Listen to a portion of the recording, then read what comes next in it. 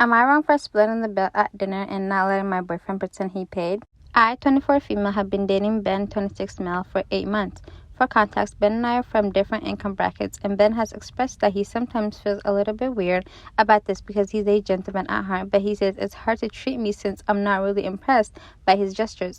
I've said many times that I'm not concerned about these kind of things either way, but it comes up periodically. Last night, Ben and I went to dinner with 6 of my friends. There were 3 men in total and 5 women.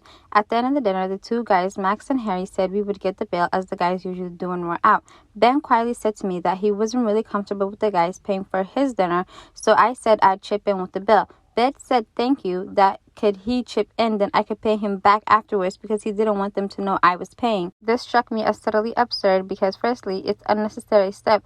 Second, even split the cost was something I wasn't sure he would realistically be able to cover. And third, I felt like he was trying to enter a pissing contest with my friends, which was just childish. I said no, I would just pay, and then turned to everyone and said I'd chip in third of the bill. No one batted an eyelid, but Ben was sulking. He's now mad at me, saying I emasculated him and made him look bad in front of my friends. I think he's over-dramatizing it because my friends couldn't care less, and he needs to get over himself. Am I in the wrong for not letting him save face? A commenter said, not the a-hole, and it sounds like he didn't have the money to afford it, and he just didn't know how to tell you super weird.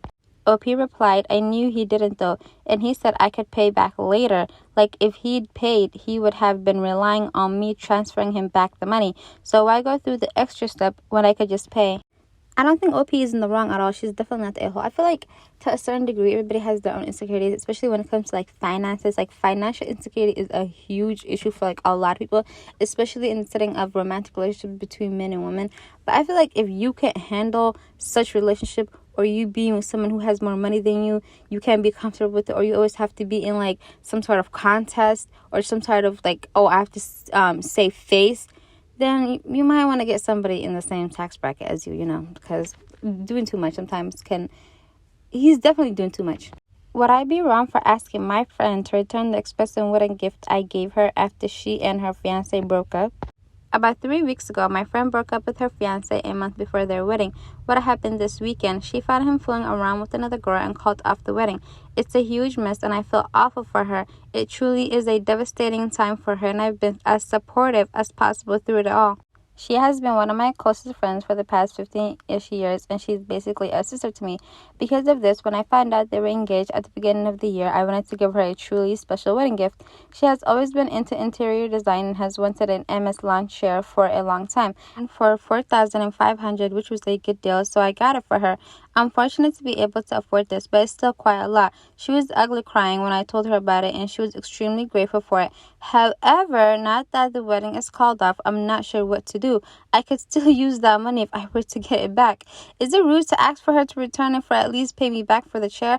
I feel like I would be such an a-hole for doing so, but some other friends who aren't close to her said she absolutely should at least return it so I can get my money back. She's going through a lot now, so I don't want to press her too much, and honestly, if I never see the money again, that's fine, but still, $4,500 is a good amount of change that I would be happy to have if it's possible. Honestly, with friends like this, who needs enemy? Because your friend's wedding not only did it get called off, but it got called off because her whole entire partner cheated on her, which is so devastating, embarrassing. She's already going through it, and you're going to be in her face asking her for a gift that you give to her back, all because her wedding got canceled. Like, the thing is, like, she's saying the money would be good if I was to have it back, if the money would be good if I were to get it back. But the thing is, you gave the money, and if they were to get married and she was to keep that thing, you would have been good off of it. So be good off of it now. More than anything, you should be there for her now that she's going through that embarrassing, because getting cheated on, not only is it embarrassing and hurtful, but she was going to get married. People were going to be invited. Things were already set in place. And a month before the wedding, that's so devastating. Oh my God, OP is a horrible friend. Am I the a-hole for beating my parents to the chase and moving out in the middle of the night?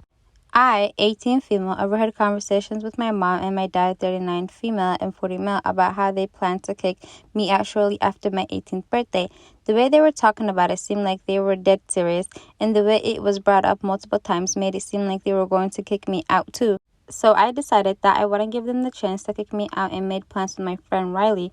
17 female, to stay at her place until I graduated and moved into a college dorm or had an apartment of my own. Riley's parents were horrified by it at the thought my parents would kick me out the second I turned 18 and agreed to let me stay at their place as long as I graduated high school. Riley, her parents, and my boyfriend, Cole 18 Mil, came after midnight to help me take my belongings to the car and drive me to Riley's house. My parents woke up in the middle of this and asked me what the hell was going on. I kind of shrugged and told them that I was moving out before they could kick me out. My parents tried to deny this and attempted to stop me from leaving, but there was nothing that they could do since I'm a legal adult. By the way, I wasn't just going to leave in the middle of the night without any goodbye. I already put a note on the kitchen table where my mom goes to first in the morning explaining what happened. Right now, I'm at Riley's house in their sped bedroom. I've gotten bombarded with calls from my parents asking me to come back and not to tell my grandparents about this. In one text, my mom called me an ungrateful B-word for leaving in the middle of the night and that she should have kicked me out sooner. Am I wrong for hiding family heirlooms when my family visits? I, 42 female, am one of 5 children, and my father died when we were very young, leaving my mom and my 4 siblings. My parents had collected a lot of clothing over the years. When my mom downsized to a condo after all the kids had left home, she got rid of a lot of items that she no longer had room for. We all had things that were sentimental about, and as one of the younger siblings, I didn't request anything, although I had strong connections to few items. After everyone had decided on what they wanted, I wound up with 3 things that were of little to no financial value, but I treasured them for the memories they represent. The first item is a tractor seat that is bolted to a butcher block to make a funky chair. The second item is a 1970s tacky spice cabinet, and the third thing is a set of stoneware pastry bowls that my mom had saved green stamps to buy. Over the years, my siblings have sold, destroyed, or lost the items that they got. And now, when they come to my house, they often comment on things that I have. I didn't know you got those. I've always wanted that, etc., etc. Mom even told my sister behind my back that she could have tractor seat chair that I had because I wasn't really using it. My mom said that I had it in the garage because I was protecting it from the weather and it needed sanding. For other reasons, I have gotten no contact with the sister. Well, she texted me out of the blue to ask if she could have the chair. I told her it was a sentimental for me and I would prefer to keep it. She tried to guilt trip me about how she didn't have anything left from our parents. I didn't reply conversation over. I also knew that if she had, it would likely be ruined since she is a bit of a hoarder and doesn't take care of things.